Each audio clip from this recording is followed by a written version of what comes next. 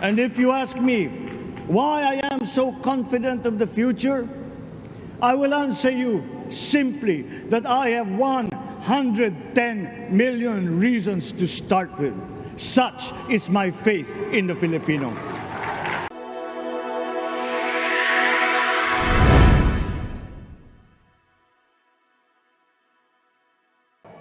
His Excellency David Hurley, Governor General of Australia, and First Lady Linda Hurley, Their Excellencies, Special Envoys, and Heads of Delegations, His Excellency, Most Reverend Charles John Brown, and the esteemed members of the Diplomatic Corps, Vice President Sara Duterte, President Fidel Ramos, President Joseph Ejercito Estrada, President Gloria Macapagal Arroyo, Senate President Vicente Soto III, and the honorable members of the Philippine Senate, House Speaker Lord Alan J. Velasco, and the honorable members of the House of Representatives, Chief Justice Alexander Gesmundo, and the honorable justices of the Supreme Court, of course, First Lady Lisa Araneta, and my children, Alexander, Sandro, Simon, and Vincent.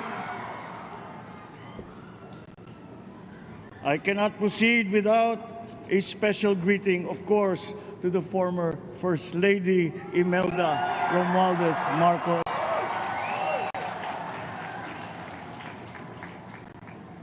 other distinguished guests, ladies and gentlemen, my friends, ang aking minamahal na mga kababayan, magandang tanghali po sa inyong lahat. This is a historic moment for us all. I feel it deep within me. You, the people, have spoken, and it is resounding.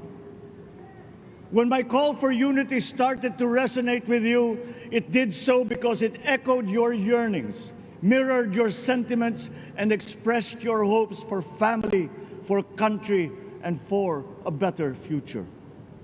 That is why it reverberated and amplified as it did, to deliver the biggest electoral mandate in the history of Philippine democracy.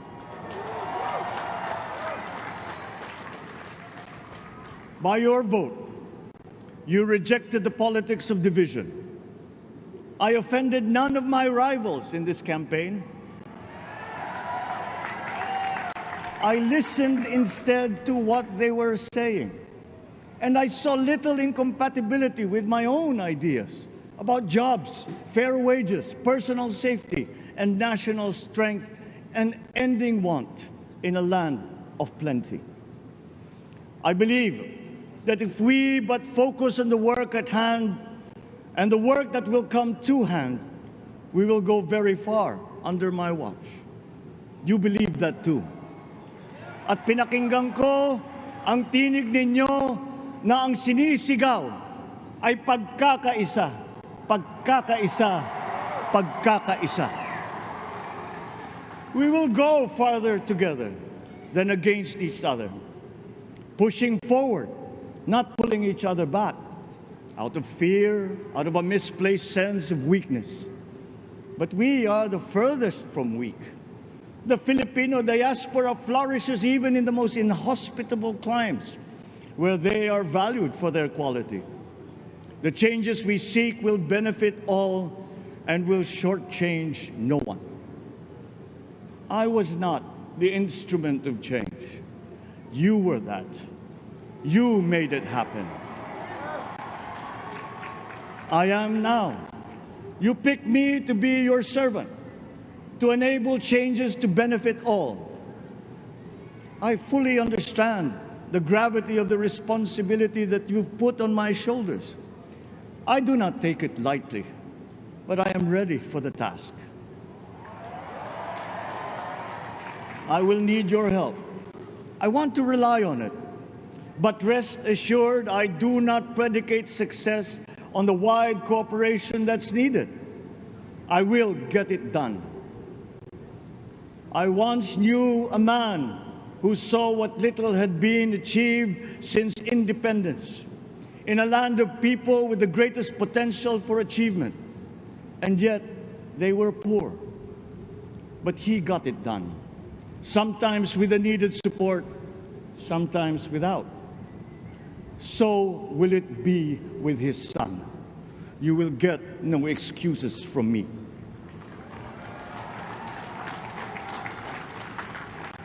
I am here not to talk about the past.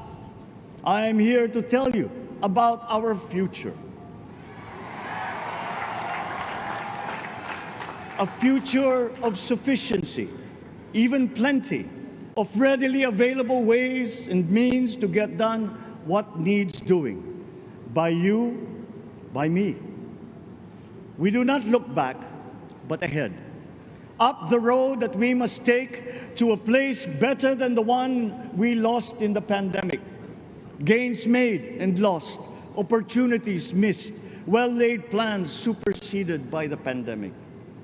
Indeed, ours was the fastest growing economy in ASEAN by ways now outdated.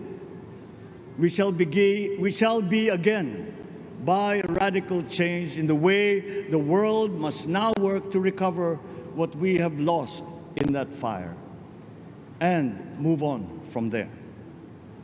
We face prospects of the spread of the war abroad, of which we are totally blameless.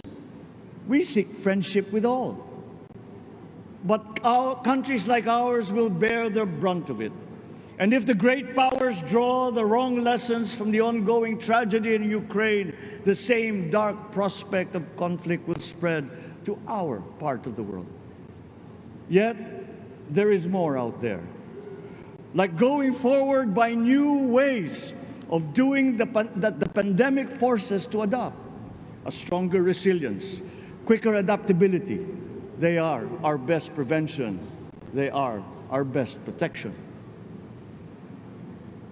Quiet reflection in a rough and tumble campaign of a breadth and intensity never experienced revealed some of them, such as the willingness to listen despite the noise, the hesitation to quarrel over differences, and to never, ever give up hope of reconciliation. These gave me the peace to ponder deeper.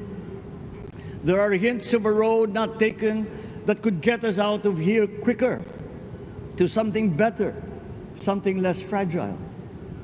There is also what you, the people, did to cope, but this time empowered by new techniques and more resources.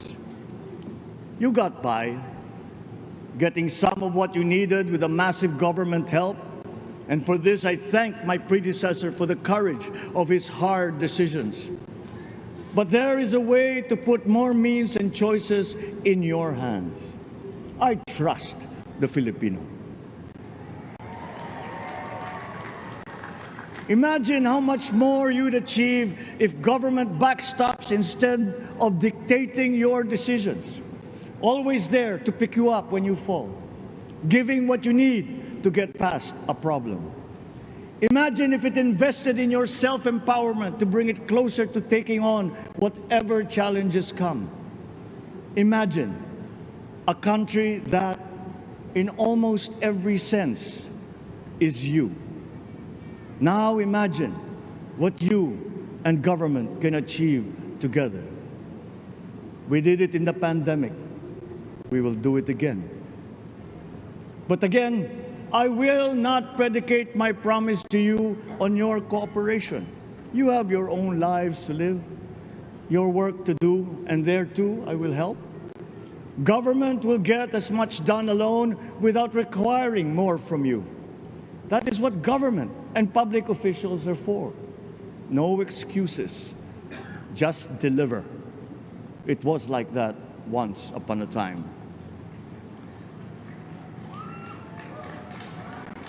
I did not talk much in this campaign.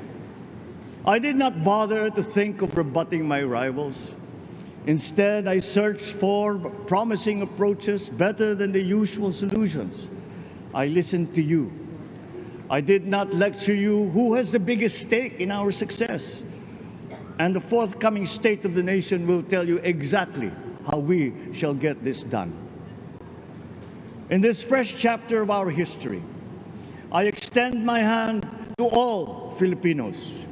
Come, let us put our shoulders to the wheel and give that wheel a faster turn to repair and to rebuild and to address challenges in new ways, to provide what all Filipinos need, to be all that we can. We are here to repair a house divided, to make it whole, and to stand strong again in the bayanihan way, expressive of our nature as Filipinos. We shall seek, not scorn dialogue, listen respectfully to contrary views, be open to suggestions coming from hard thinking and unsparing judgment, but always from us, Filipinos. We can trust no one else when it comes to what is best for us. Past history has often proven that.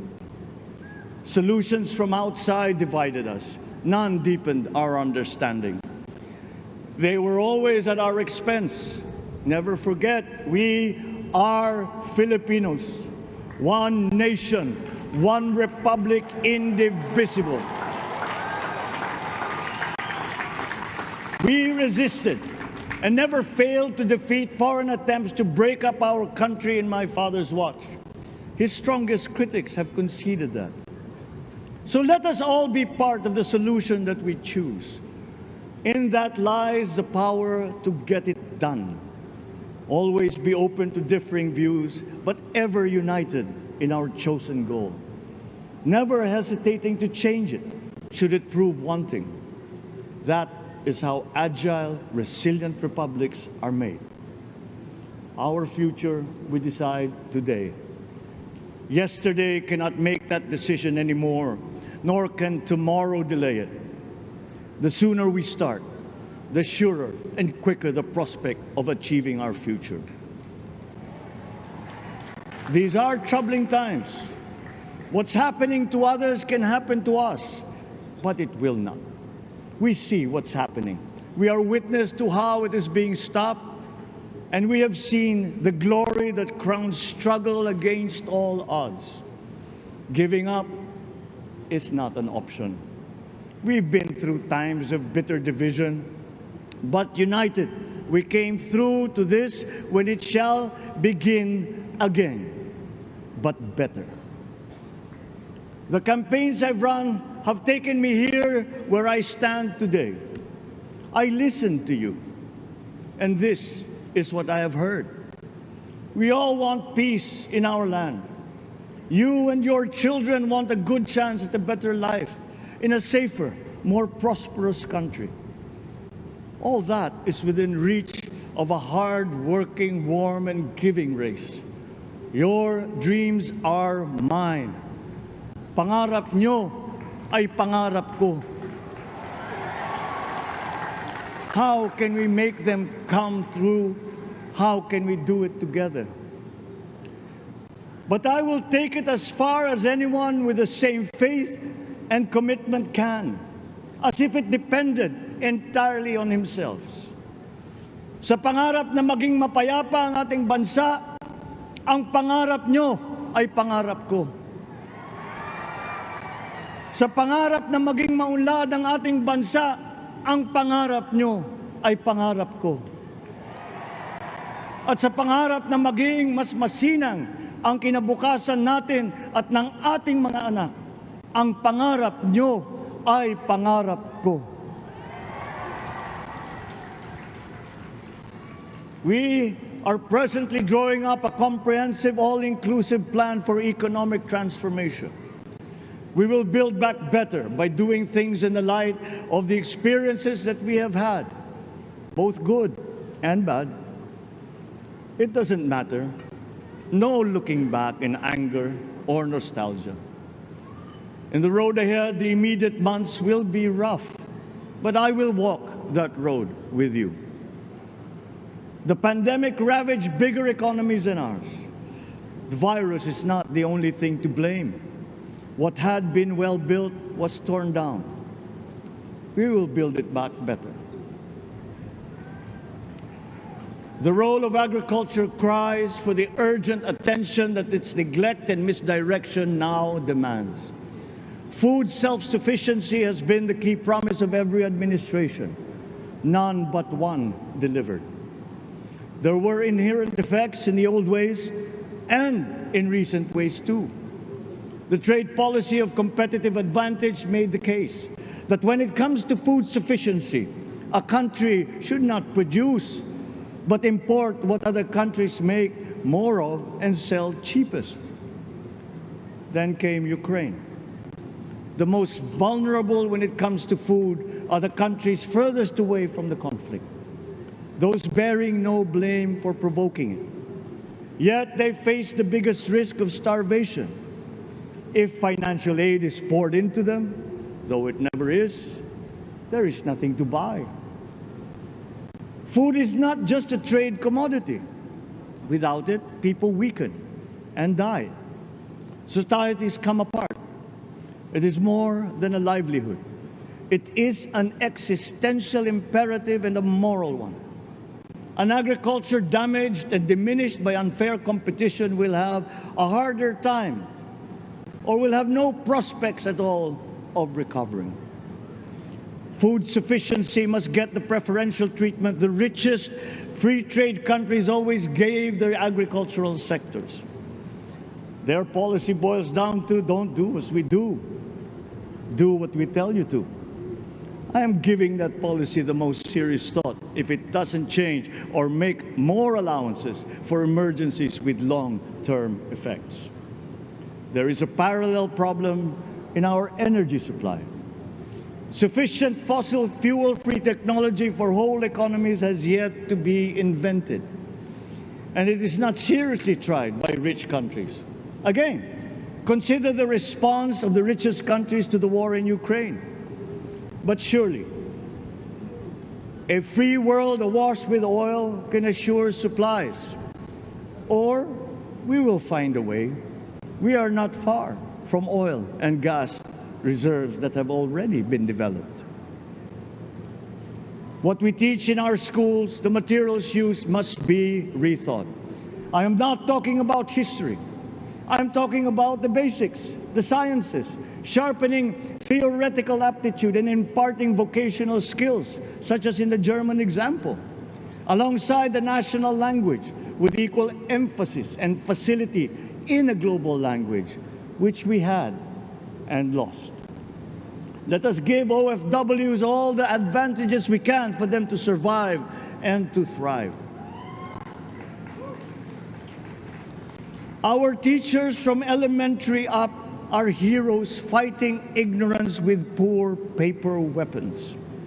We are condemning the future of our race to menial occupations abroad. Then they are exploited by traffickers. Once we had an education system that prepared coming generations for more and better jobs. There is hope for a comeback.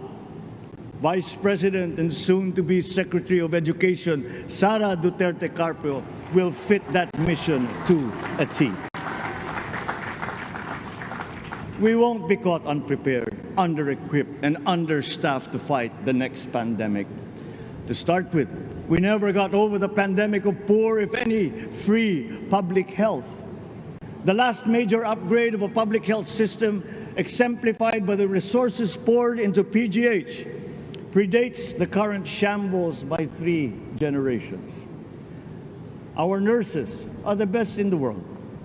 They acquitted themselves with the highest distinction abroad, having suffered even the highest casualties. With the same exemplary dedication, at home, they just got by.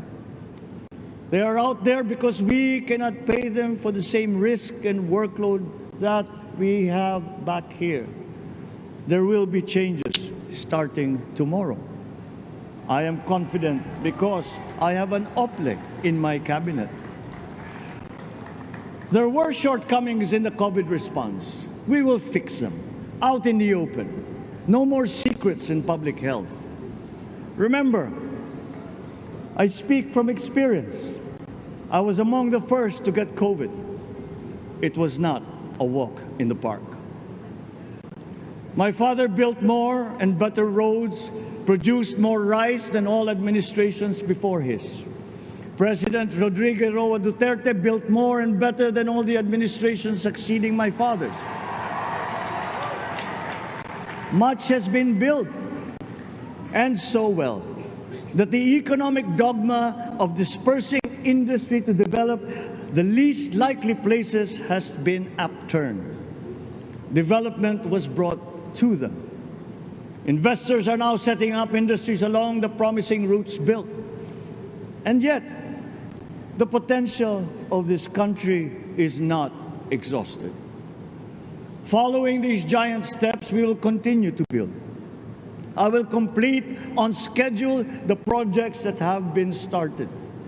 I'm not interested in taking credit. I want to build on success that's already happening.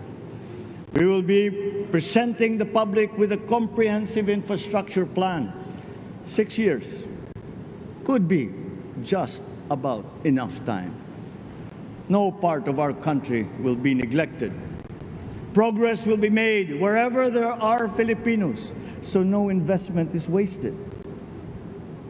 The recovery of Philippine tourism, with its emphasis on accessing nature's beauty, I am sure will exceed expectations.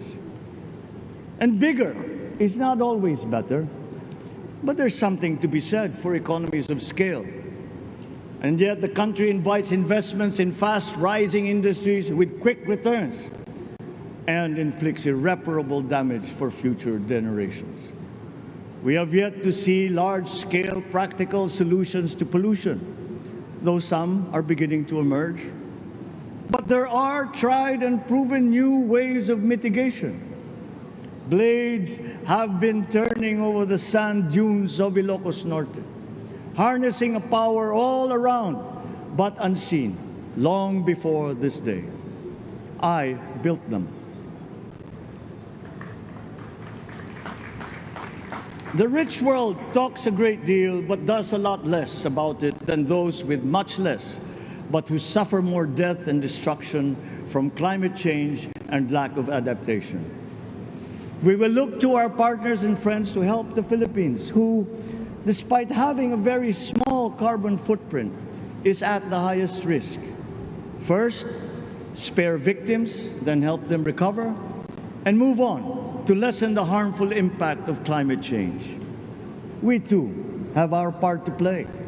We are the third biggest plastics polluter in the world, but we won't shirk from that responsibility. We will clean up.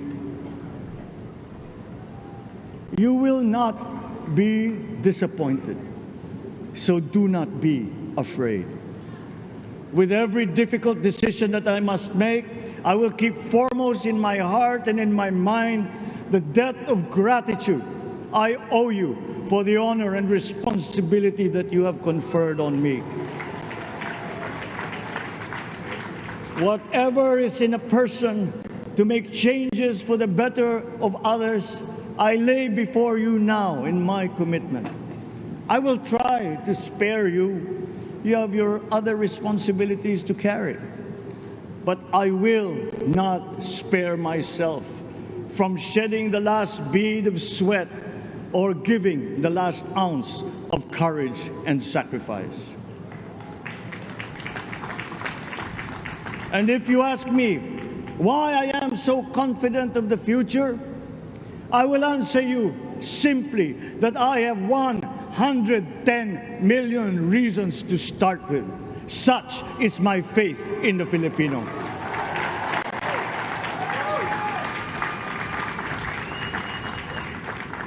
Believe, have hope. The sun also rises like it did today and as it will tomorrow. And as surely as that, we will achieve the country all Filipinos deserve. God bless the Philippines. God bless our work. Maraming salamat po sa inyong lahat.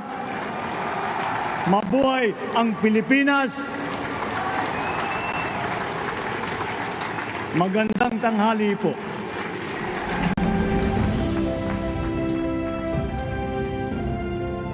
Excellencies, ladies and gentlemen, the President of the Republic of the Philippines, President Ferdinand Romualdez Marcos Jr. Thank you for watching our videos. Please don't forget to click the subscribe button and the bell notification icon so you will be notified of our latest videos. And please do like and share all our videos. Maraming salamat po. And for more information, you can visit our website at bagonglipunan.com. You can also follow us on Twitter and TikTok at bagonglipunan72. And just a note, our Facebook page has been censored by the yellow fact checkers. That's why you can't see most of our posts on your news feeds. So for updates, directly visit our Facebook page, facebook.com/bagonglipunan72. And please do like all our posts and share them. And please join our Marcos Loyalist organization at marcosloyalist.org. Let's make Philippines great again. Marcos pa rin.